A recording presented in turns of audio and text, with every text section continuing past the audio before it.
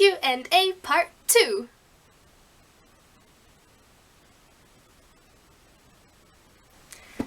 Hey, I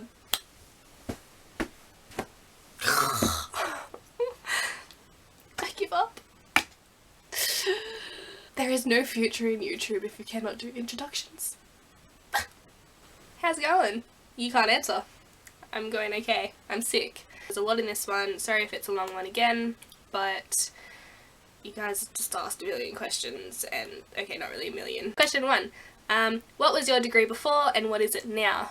It was around 80 degrees before, although, well, the main thoracic curve was, and then I had the 2 because of it, which were about 40, so I had 3 curves in my spine, and it is now less than 10. How much did you grow? I grew around, I think it was around 5 centimeters. I know that's about 2 inches, but whoa, it makes such a difference. Like, you don't think that that small amount of height would make that much of a difference, but I'm now taller than my sister when I was shorter than her before. Everything in my house is smaller, and whenever I see people that I haven't seen since surgery, it's just, everyone's so small, and it's so confusing, but it's great. Like, it's such a weird feeling, coming home, and everything I felt like a giant in my own house. But yeah. If you wore a brace beforehand, how did you cope wearing it every day?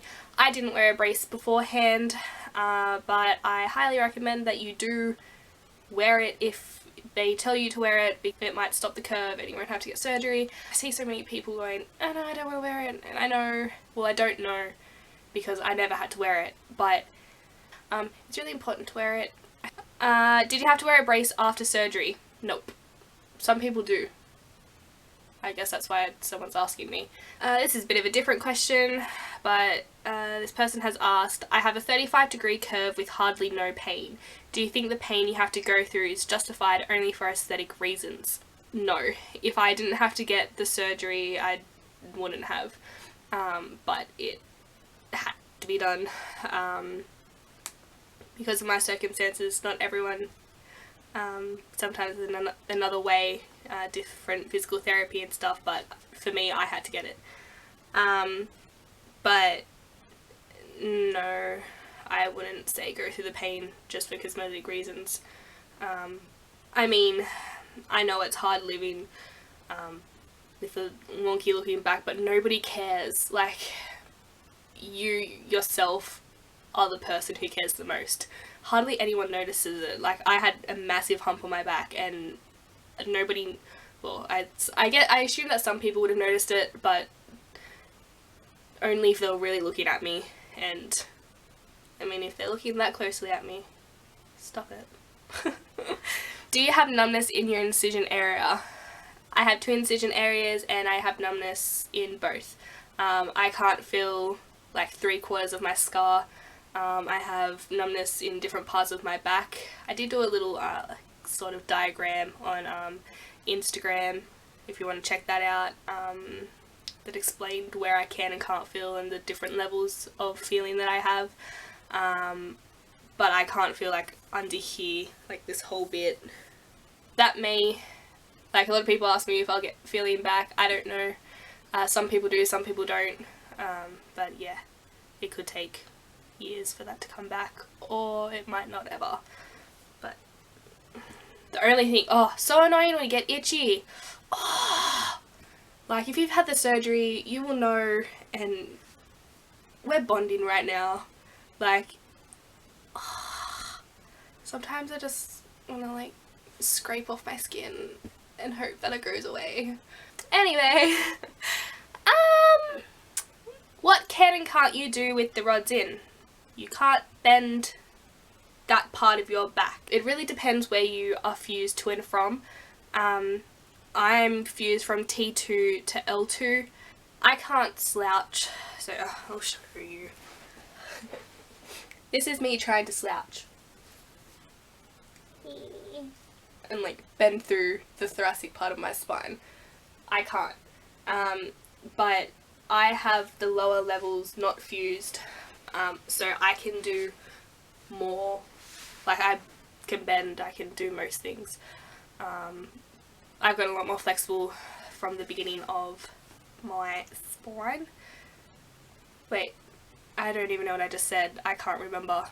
So I'm pretty sure I made a mistake at the end of that sentence, but I can't remember what I was talking about. My brain. How did surgery affect your movements overall? Well, I think this was something to do with walking, whether it helped me walk straighter, but I always walked normally. But, okay, so it's really weird. When I first came out of surgery, instead of tilting this way, the way that my spine was curved, I then felt twisted and kind of turned to this way because my centre of balance used to be over here and now it was here, so that felt like going that way. And also I had the incision in my right side, so while that was healing, I kind of like went into it a little bit, and sometimes I still feel it. Like I'm 3.5 months post-op, and I still feel like I'm curved to the other side. It's a really strange feeling, and often I'm like, oh my god, is my spine curving on the other side? But it's not. It's just because my muscles are still trying to figure out what the hell just happened. What clothes are difficult, easy to put on? Don't wear anything tight after surgery. Like I think it was like a month or something after, I really wanted to try on this dress that I bought because I wanted to see my back in it. I got stuck. I had to get my mum to help me.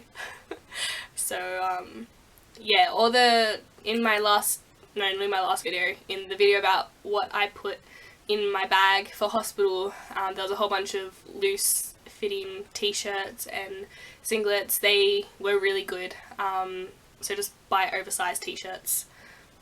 But now I can pretty much get everything on as long as it's not like incredibly tight, and yeah, but I'm good now.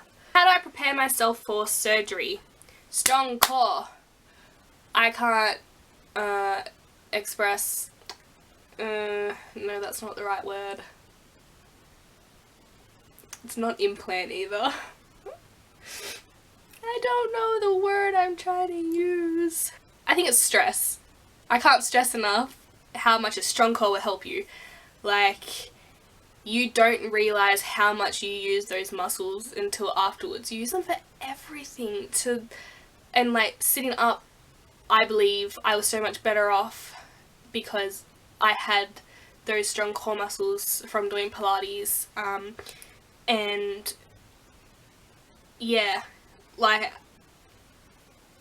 it is so difficult to do everything. Like, you never realise how many muscles you use until your spine has basically been broken and stuff. Like, I found it hard to flush a toilet. I found it hard to push the soap thing down so I could wash my hands. Like, I didn't realise how many muscles I needed for every little thing. What were you most scared about before surgery? The recovery period. Not so much the surgery. It didn't scare me. I was actually really quite excited. Well, okay, so the first surgery I was really excited. The second surgery I was not. I was quite scared the second time because I'd already been through a week of, for a better word, hell. And then, nah, it hurts, but it's not. You don't even remember it. Like, I don't remember it. No, like, I don't remember it, but shh, don't speak about it. No, but yeah, I was already weakened, I guess, the second time, so that scared me. Basically, just the recovery bit. How much did you have to depend on other people after surgery? A lot, especially in hospital, just depend on the nurses for everything. Well, actually no. Oh, the first time, yeah, the second time, no. I started doing things myself the second time. When I got home, my mum made me breakfast, lunch, dinner. She helped me wash my back because I couldn't help me get in and out of my clothes. But it wasn't long before I started doing things myself. But the first few weeks you're pretty dependent on people. Are you glad you had it? Yes. That didn't sound really convincing, but yes. It stopped me from dying, so that's cool. Well, potential early death. Or just my organs going meh. I love the way my back looks. I'm just waiting on getting stronger and the pain to go. So I still have a bit of pain. But you know that neck pain I was talking about? On that side, not this side. Yeah, that went away, so that's cool. Hopefully that doesn't come back. How long were you bedbound and housebound? Do you feel like a robot now because your spine is so stiff? Bedbound, you're not in bed constantly. They tell you to try get up out of bed as much as possible, so I would lay in bed for an hour and then sit up for an hour, sometimes longer. I'd try every day to go a little bit longer, and then I'd go back to bed for an hour, then I'd sit up for another hour, back to bed, etc, etc. But yeah, housebound, it was only a couple of weeks before I made an awesome trip to Macca's, but little trips I started to do, and then I think it was 4, 5, 6 weeks, 5 weeks or something. I went on an hour car drive and saw a show, and that wasn't too bad. I think it took a couple months before I went to the movies. I don't know, I can't really remember. Do I feel like a robot now? Sometimes. Like, when I was being asked this question, she didn't really know how to put it into words, but not like a robot, it's just that sometimes, yes, you feel the stiffness, and when you're bending and stuff, it's harder to do, but, you know, that will ease in time, I guess. It's just that all of my muscles are still tight and healing and whatnot, so yep. Can you bend before and after? How does it feel when you bend? Before, it just felt like I bent to, yeah, I don't know how to answer that. So, before, no, not before, but when I first came out of surgery, my bending was about to there. I couldn't really get any further. Now I can bend quite a bit. That's with my hands touching my knees. Oh look, I can do more now. I never used to be able to do that. Usually before I could go more here and only like less because my muscles in my back are still pretty weak. But hey look, I can do that. I will get to my toes.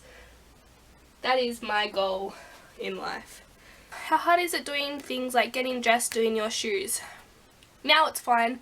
Sometimes putting shoes on or socks on is a little bit annoying.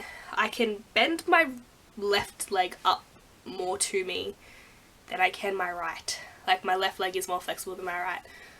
I guess I can work on that. I don't know whether that was just a thing that's always been like that. But my mum had to put my shoes on for a while because I just couldn't. But getting dressed, yeah, mum had to help me put my pants on and stuff because I just had no flexibility at that point. But that was only for the first few weeks. Does it hurt when you bend or walk or sleep? No. Bending, no. Unless I do it like a million times. Like, it's a little bit hurty now that I just bent a few times in a row. But yeah, it doesn't hurt when I walk unless I walk for a few hours. When I sleep, no. Not anymore. Well, actually, no, sometimes my back will hurt. I just take some Panadol and then fall asleep. Are you allowed to swim and run and do sports? Are you able to breathe properly? Are you happy you have a straight spine now? I'm allowed to go swimming. They recommend you going into the pool, but I can't find a pool that doesn't have like the railing things. Like, I need to find one with stairs because I can't possibly pull myself up to get out of the pool. I can run. I'm not allowed to do a light jog up to a run. But I have heard that that is not good, like, because I wasn't a runner before, it's not good because the impact on the spine where it's not fused is too great and it can cause problems, so I'm not going to become an Olympic runner. I know. I'm upset too. Sport? No, I don't think so. Not any contact sport or anything like that. No, definitely not that one. But some people like think that exercise is sport. Like I can go on the like exercise bike and stuff, and some people call that sport in different countries. So if that's classified as sport to you, yes. Are you able to breathe properly? Right now, no, because I'm sick. But yes, and I had to use this thing. This is my little doobie dabby. I don't know what a doobie dabby is. Basically I could get up to this point before surgery, and then it took me a couple months to be able to get up there again, because your rib cage just feels like stiff and breathing is a little bit harder. Well, I don't know whether that's just because my lung was deflated. Nah, I'd say no. My ribs were broken and cut and stuff, so I'd say that would be. But basically I just had to breathe into this and watch that thing go and go all the way. This little white thing goes all the way up. Let's see if I can do it.